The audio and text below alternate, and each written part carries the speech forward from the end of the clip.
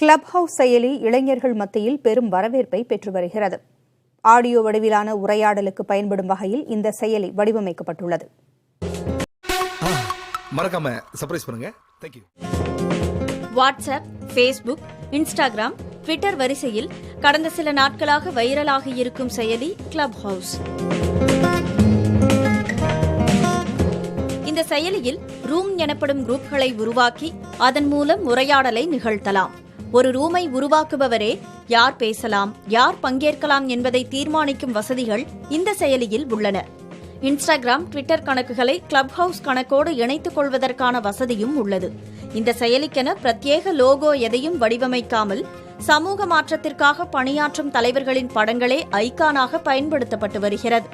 அந்த வகையில் Clubhouse செயலியின் 8வது ஐகானாக ட்ரூ கட்டோகா என்னும் அமெரிக்க ஜப்பானிய கலைஞரின் படம் வைக்கப்பட்டுள்ளது. ஆல்பா எக்ஸ்ப்ளோரேஷன் நிறுவனத்தால் 2020 செப்டம்பர் மாதத்தில் இந்த செயலி வெளியிடப்பட்டது. iOS இயங்குதளத்தில் மட்டும் பயன்படுத்தும் வகையில் வடிவமைக்கப்பட்டிருந்த இந்த செயலியை கடந்த டிசம்பர் மாதம் வரை 6 லட்சம் பேர் மட்டுமே பயன்படுத்தி வந்தனர்.